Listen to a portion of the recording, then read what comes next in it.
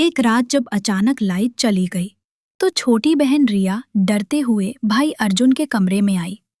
माँ पापा के झगड़े की आवाजें घर में गूंज रही थी। दोनों भाई बहन एक ही बिस्तर पर लेट गए। गर्मी से परेशान होकर कपड़े उतार दिए और बातों बातों में वे कहाँ तक पहुंच गए उनको पता ही नहीं चला। नमस्ते दोस्तों, कहानी शुरू करते हैं। तो हमारे घर में हम 4 लोग थे। माँ, पापा, मैं और मेरी छोटी बहन रिया। मैं अर्जुन उस समय बीटेक के दूसरे साल में था। उम्र 20 साल। रिया 18 साल की थी और 12वीं क्लास में पढ़ रही थी। हमारा घर इंदौर के एक शांत इलाके में था, जहां रातें आमतौर पर शांत होती थी। लेकिन आज रात अलग थी। माँ बाबा के कमरे से जोर जोर से चिल्लाने की आवाजें आ रही थी। अचानक मेरे कमरे के दरवाजे पर हल्की दस्तक हुई। मैंने दरवाजा खोला तो सामने रिया खड़ी थी। उसकी आंखें नम थी और वो कांप रही थी। जैसे ही मैंने पूछा, क्या हुआ, वो मेरे सीने से लिपट गई और रोते हुए बोली, भैया, आज फिर माँ बाप बहुत जोर से लड़ रहे हैं। मुझे बहुत डर लग रहा है। क्या मैं आपके कमरे में रुक सकती हूँ? मैंने उसे अंदर बुलाया और दरवाजा बंद कर दिया। रिया मेरी सबसे प्यारी बहन थी। गोरा रंग, लंबे बाल और बहुत मासूम चेहरा। वो सीधे मेरे बिस्तर पर लेट गई। मैंने तकिया उठाया और जमीन पर सोने की तैयारी करने लगा कि रिया ने कहा, भैया, आप भी ऊपर आ जाइए ना। अकेले नीचे सोना कैसा लगेगा? बचपन में हम अक्सर साथ सोते थे, इसलिए मैं बिस्तर पर लेट गया।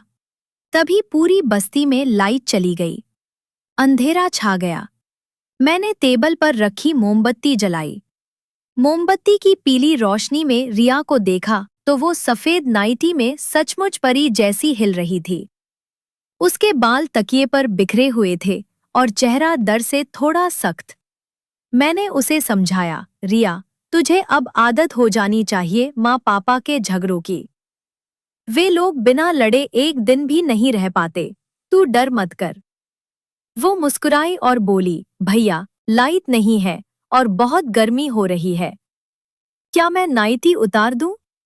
मैं एक पल के लिए चुप रहा, फिर बोला, अगर तुझे तकलीफ हो रही है तो उतार दे। लेकिन मैं भी गर्मी से परेशान हूं। शायद मुझे भी शर्ट पजामा निकाल देना चाहिए, वरना बिस्तर पसीने से गीला हो जाएगा। रिया ने शरारत भरी मुस्कान के साथ कहा, ठीक है भैया, आप उतारिए। तो मैं भी उतारूंगी, वरना आपकी छोटी बहन गर्मी से तड़प रही है, आपको अच्छा लगेगा। मैं हंस पड़ा और अपने कपड़े उतार दिए। जब मैंने देखा तो रिया मुझे मुस्कुराते हुए देख रही थी। फिर उसने कहा, अब मेरे कपड़े भी उतारिए ना भैया। मैंने हिचकिचाते हुए उसकी नाइटी उतारी। अचानक मैं चौंक गया। उसके अंदर कुछ नहीं था। रिया ने मेरी हैरानी देखकर हल्के से हंसते हुए कहा, भैया, आप क्या सोच रहे हैं? मैं आपकी अपनी बहन हूँ, आपका मुझ पर पूरा हक है। अगर आपका मन करे तो आप मुझे और करीब से प्यार कर सकते हैं। मैंने उसे रोकने की कोशिश की। रिया, यह सब ठीक नहीं है।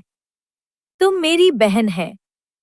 वो मेरी तरफ देखकर बोली, भैया, चलिए ना, गर्मी बहुत है। आपकी भी तकलीफ होगी। आपका मन भी अकेला महसूस कर रहा होगा।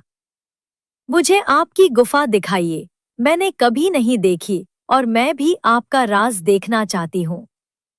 छोटी बहन से क्या शर्मना। उसकी बातें सुनकर मैं हक्का बक्का रह गया। यह मेरी वही मासूम रिया थी या आज कुछ और ही हो गई थी? फिर हम दोनों बिस्तर पर लेट गए। रिया ने धीरे से मेरा हाथ पकड़ा और अपने बदन पर रख दिया। उसकी ध्वजा गर्म थी, पसीने से नम। वो मेरी तरफ मुड़ी और बोली, भैया, आप सो गए क्या? नहीं तो मुझे आपकी मदद चाहिए। कैसी मदद? रिया धीरे धीरे मेरे ऊपर आ गई।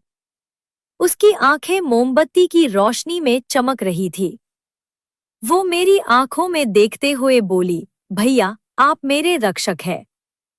अगर कोई गैर मेरी इज्जत लूटने की कोशिश करेगा तो मुझे डर लगेगा, लेकिन अगर आप मुझे अपना बना लेंगे तो मैं कभी किसी और के पास नहीं जाऊंगी। हमारा रिश्ता और भी मजबूत हो जाएगा। उसके शब्द मेरे दिल में उतर रहे थे। मैंने कहा, रिया, ये गलत है। लोग क्या कहेंगे? वो मुस्कुराई। भैया, लोग शादी इसलिए करते हैं क्योंकि हर किसी को बहन नहीं मिलती। पुराने जमाने में भाई बहन के बीच ऐसा प्यार आम था। समाज ने बाद में नियम बनाए, लेकिन सच्चा प्यार तो वही है जो भरोसे पर टिका हो।